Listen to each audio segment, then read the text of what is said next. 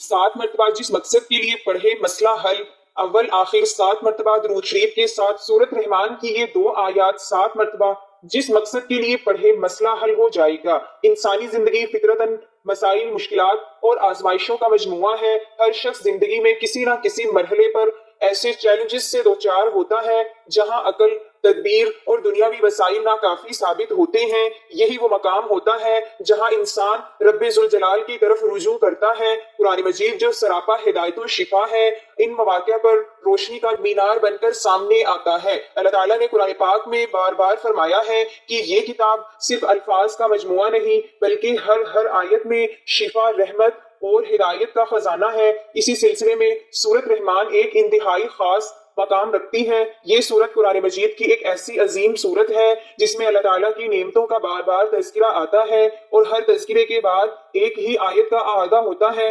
فَبِأَيِّ آلَاءِ رَبِّكُمَا تُكَذِّبَانِ۔ یہ آیت در حقیقت انسان کے دل و دماغ کو جھنجھوڑتی ہے کہ وہ غور کرے، شکر ادا کرے اور اللہ تعالیٰ کی رحمتوں کو پہچانے۔ اسی سورت کی 2 خاص آیات ایسی ہیں جنہیں اگر 7 مرتبہ کسی خاص مقصد کے لیے پڑھا جائے، اول آخر 7 مرتبہ درود پاک کے ساتھ، تو اللہ کے فضل سے وہ مسئلہ حل ہو جاتا ہے۔ ان آیات کی روحانی تاثیر، ان کا مفہوم اور اس وظیفے کا اثر ایک ایسا موضوع ہے جس پر روشنی ڈالنا وقت کی اہم ضرورت ہے۔ آج کے دور میں لوگ نفسیاتی، روحانی، معاشی اور خاندانی مسائل میں الجھے ہوئے ہیں۔ ایسے میں اگر انہیں قرآن سے جڑنے کا راستہ دکھایا جائے تو نہ صرف ان کے مسائل حل ہو سکتے ہیں بلکہ وہ روحانی سکون اور اللہ سے تعلق کی مٹھاس بھی محسوس کرتے ہیں۔ قرآنی وظائف کا دائرہ بہت وسیع ہے، لیکن جب بات مخصوص آیت کی ہو جن کا ذکر احادیث میں بھی آیا ہو یا جنہیں اولیاء کرام نے آزمایا ہو تو ان کی اہمیت کئی گنا بڑھ جاتی ہے۔ سورۃ رحمان کی یہ 2 آیات بھی انہی میں شامل ہیں۔ ان آیات کو 7 مرتبہ پڑھنے کا جو طریقہ وارد ہوا ہے وہ ایک مجرب اور آزمودہ عمل ہے۔ اس کے اثرات صرف روحانی نہیں بلکہ جسمانی، معاشی اور نفسیاتی سطح پر ظاہر ہوتے ہیں۔ آج کی اس ویڈیو میں ہم ان آیات کے فضائل، ان کے شان نزول، روحانی فوائد اور مخصوص مقصد کے لیے پڑھنے کے طریقے آپ کو بتائیں گے۔ ہم یہ بھی دیکھیں گے کہ ان آیات کو کن کن مشکلات میں پڑھا گیا اور کیسے اللہ نے لوگوں کی دعائیں قبول فرمائیں۔ سورت رحمان کا نام اللہ تعالیٰ کے ایک نام پر رکھا گیا ہے۔ اس سورت میں خدا کے فضل کی مثالیں دی گئی ہیں اور اللہ کے مختلف تحائف کی اہمیت کو دہرایا گیا ہے۔ سورت رحمان ہمیں رحمت الہی کے تصور پر غور کرنے کی ترغیب دیتی ہے۔ اللہ نے ہمیں مختلف تحائف دیے ہیں، یہ دنیا بھی ایک تحفہ ہے۔ درخت، کھانا، ہمارے ارد گرد کا ماحول، ہوا، پانی، صحت مند جسم اور دماغ، خاندان، دوست، سب کچھ ایک تحفہ ہے۔ ہم ان سب کو قدر کی نگاہ سے نہیں دیکھتے ہیں، لیکن اس کے آخر میں اس طرح کے ہر تحفے کی اہمیت ہوتی ہے۔ سورۃ رحمان ہمیں یاد رکھنے میں مدد کرتی ہے کہ اس طرح کے تمام خدائی احسانات ایسی چیز نہیں ہے جن سے ہمیں غفلت برتنی چاہیے۔ یہ آیت دہرانے سے کہ یہ تمہارے رب کی نعمتیں ہیں جنہیں تم جھٹلاتے ہو، یہ صورت ہمیں بتاتی ہے کہ ہم اپنے رب کی کسی نعمت کا انکار نہ کریں۔ اس وقت کے مطابق کافر مسلسل اور مکروہ طور پر حق کا انکار کر رہے تھے اور مسلمانوں پر کھلے عام تشدد کر رہے تھے۔ تم اپنے رب کی کون سی نعمتوں کو جھٹلاؤ گے؟ در حقیقت جھٹلانے والوں کے لیے ایک مستقل نصیحت تھی جو غرور اور ناشکری میں اندھے تھے اور مسلمانوں پر بغیر کسی اشتعال کے حملہ کرتے اور قتل کر دیتے تھے۔ سورۃ رحمان اللہ کی رحمتوں کی لامحدود فہرست کو خوبصورتی سے پیش کرتی ہے۔ یہ دل کو چھو لیتی ہے اور سچے ایمان والوں کی آنکھوں میں آنسو لاتی ہے۔ انسانوں میں حق کو نظر انداز کرنے کی کمزوری ہے۔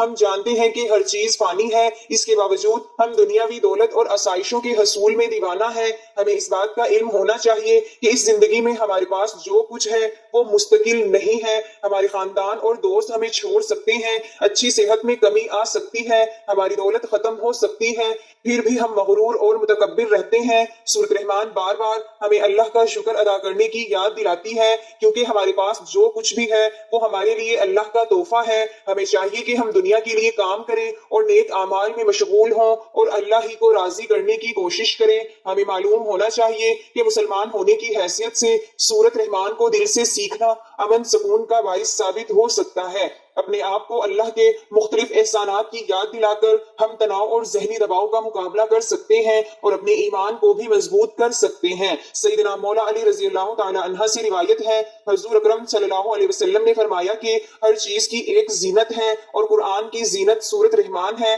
سیدہ فاطمہ زہرا رضی اللہ تعالی عنہ سے روایت ہے، رسول کریم صلی اللہ علیہ وسلم نے فرمایا کہ سورۃ حدید، سورۃ واقعہ اور سورۃ رحمان کی تلاوت کرنے والے کو زمین و آسمان کی بادشاہیت میں ساکن الفردوس یعنی جنت الفردوس کا مکین پکارا جاتا ہے۔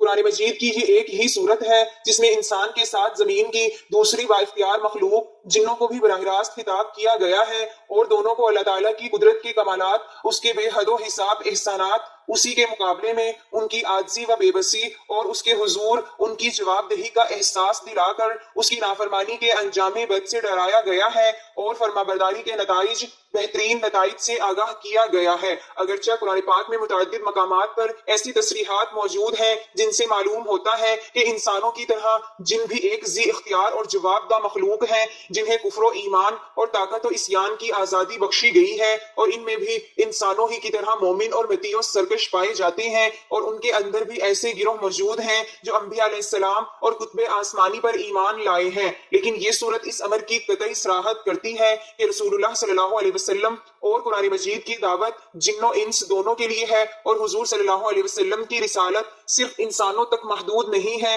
سورت کے آغاز و خطاب کا رخ انسانوں کی طرف سے ہی ہے، کیونکہ زمین کی خلافت انہی کو حاصل ہے، خدا کے رسول انہی میں آئے ہیں اور خدا کی کتابیں انہی کی زبانوں میں نازل کی گئی ہیں۔ لیکن آگے چل کر آیت 13 سے انسان اور جن دونوں کو یکساں مخاطب کیا گیا ہے اور ایک ہی دعوت دونوں کے سامنے پیش کی گئی ہے۔ سورت کے مضامین چھوٹے چھوٹے فکروں میں ایک خاص ترتیب سے ارشاد ہوئے ہیں۔ آیت 1 سے 4 تک کی مضمون بیان فرمایا گیا ہے کہ اس قرآن کی تعلیم اللہ تعالیٰ کی طرف سے ہے، اور یہ عین اس کی رحمت کا تقاضا ہے کہ وہ اس تعلیم سے نوع انسان کی ہدایت کا سامان کریں، کیونکہ انسان کو ایک ذی عقل و شعور مخلوق کی حیثیت سے اسی نے پیدا کیا ہے۔ آیت 5 سے 6 میں بتایا گیا ہے کہ کائنات کا سارا نظام اللہ تعالیٰ کی فرمان روانی میں چل رہا ہے، اور زمین و آسمان کی ہر چیز اس کی تابع فرمان ہے، یہاں کوئی دوسرا نہیں ہے جس کی خدائی چل رہی ہو۔ آیت 7 سے 9 میں ایک دوسری اہم حقیقت بیان کی گئی ہے کہ اللہ تعالیٰ نے کائنات کے اس پورے نظام کو ٹھیک ٹھاک توازن کے ساتھ عدل پر قائم کیا ہے، اور اس نظام کی فطرت یہ چاہتی ہے کہ اس میں رہنے والے اپنے حدود اختیار میں بھی عدل ہی پر قائم ہوں اور توازن نہ بگاڑیں۔ آیت 10 سے 25 تک اللہ تعالیٰ کی قدرت کے عجائب و کمالات بیان کرنے کے ساتھ ساتھ اس کی ان نعمتوں کی طرف اشارے کیے گئے ہیں جن سے انسان اور جن متمتع ہو رہے ہیں۔ آیت 26 سے 30 تک انسان اور جن دونوں کو یہ حقیقت یاد دلائی گئی ہے کہ اس کائنات میں ایک خدا کے سوا کوئی غیر فانی اور لازوال نہیں ہے، اور چھوٹے سے بڑے تک کوئی موجود ایسا نہیں جو اپنے وجود اور ضروریات وجود کے لیے خدا کا محتاج نہ ہو۔ زمین سے لے کر آسمانوں تک شب و روز جو کچھ ہو رہا ہے اسی کی کار فرمائی سے ہو رہا ہے۔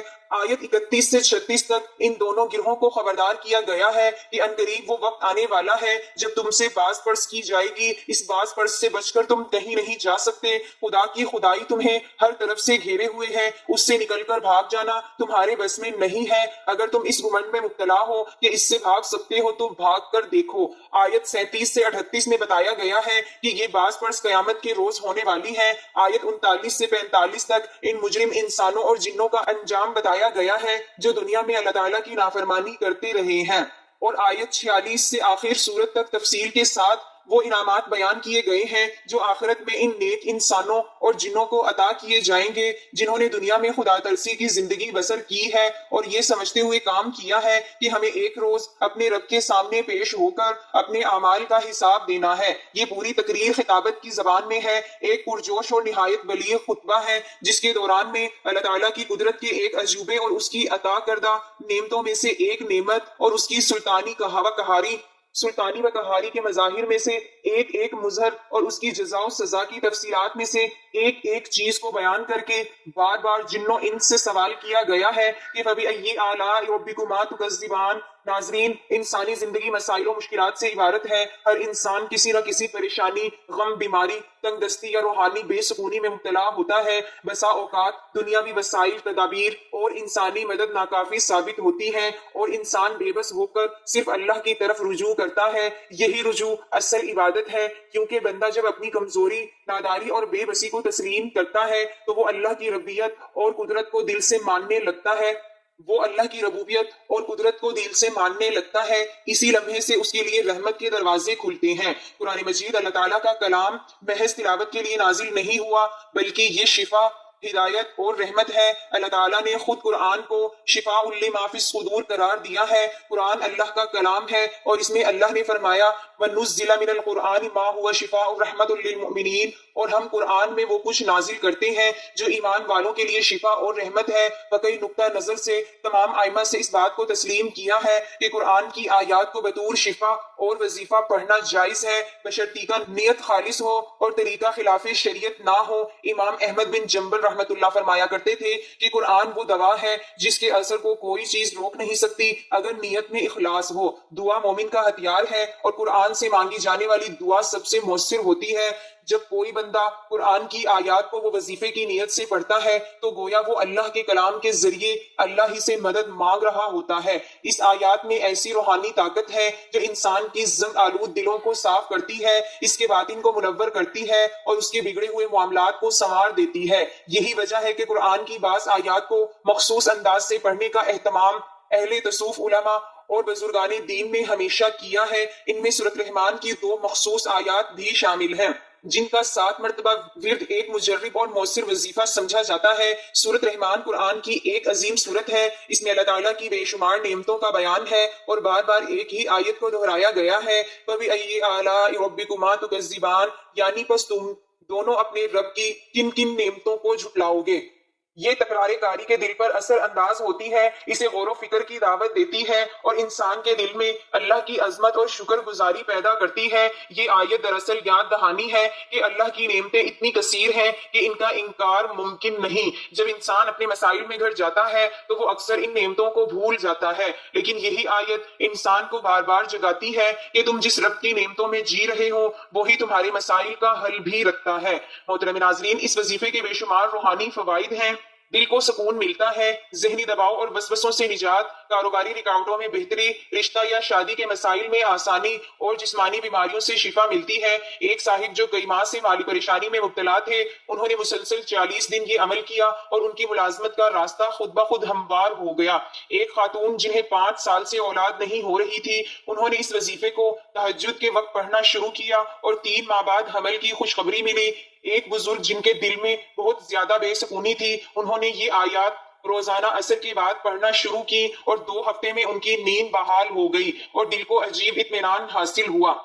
ایک نوجوان جن کے رشتے میں مسلسل رکاوٹ آ رہی تھی، انہوں نے سورۃ رحمان کی ان 2 آیات کا وظیفہ شروع کیا اور 21 دن کے اندر اندر ان کی منگنی طے ہو گئی۔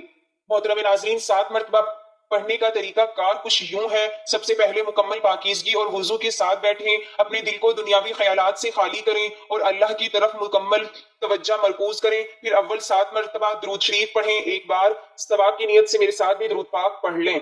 اللهم صل على محمد وعلى آل محمد كما صليت على إبراهيم وعلى آل إبراهيم إنك حميد مجيد اللهم بارك على محمد وعلى آل محمد كما باركت على إبراهيم وعلى آل إبراهيم إنك حميد مجيد۔ درود پاک پڑھنے کے بعد آپ نے سورۃ رحمان کی 2 آیات فَبِأَيِّ آلَاءِ رَبِّكُمَا تُكَذِّبَانِ وَيَوْمَئِذٍ لَا يُسْأَلُ عَنْ ذَنبِهِ إِنسٌ وَلَا جَانٌ، ان دونوں کو 7 مرتبہ پڑھا جائے اور آخر میں پھر 7 مرتبہ درود شریف پڑھ کر یہ عمل کسی بھی جائز مقصد کے لیے کیا جا سکتا ہے۔ بیماری سے شفا، قرض سے نجات، رشتے کی آسانی، کاروبار میں برکت، دشمن کے شر سے حفاظت یا روحانی سکون کے لیے اس وظیفے کا سب سے اہم پہلو یہ ہے کہ یہ قرآن کی آیات پر مشتمل ہے اور قرآن میں اللہ تعالیٰ نے خود فرمایا کہ اس میں شفا ہے۔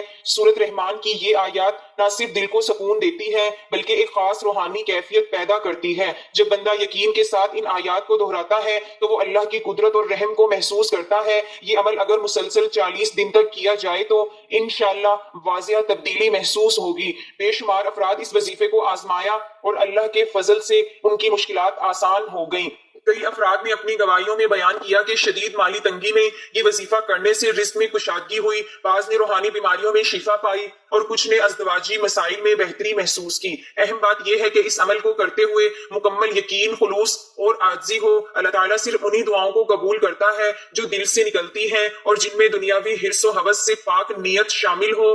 اگر کوئی بندہ یہ عمل محض آزمائش کے طور پر کرے یا بے دلی سے تو اس کے اثرات کم ہو سکتے ہیں۔ احادیث مبارکہ میں بھی درود شریف کی فضیلت کا بار بار ذکر آیا ہے۔ درود شریف در حقیقت دعا کی قبولیت کی کنجی ہے۔ جب بندہ درود پڑھتا ہے تو اللہ کے محبوب حضرت محمد صلی اللہ علیہ وسلم پر درود بھیجتا ہے اور اس کے بدلے اللہ اس بندے کی دعا کو رد نہیں فرماتا۔ اسی لیے ہر روحانی عمل کے آغاز و اختتام میں درود شریف کو شامل کیا جاتا ہے۔ حضرت شیخ عبد القادر جیلانی رحمۃ اللہ فرمایا کرتے تھے کہ درود شریف ہر روحانی دروازے کی کنجی ہے، جو درود سے خالی ہے وہ خالی ہاتھ رہتا ہے۔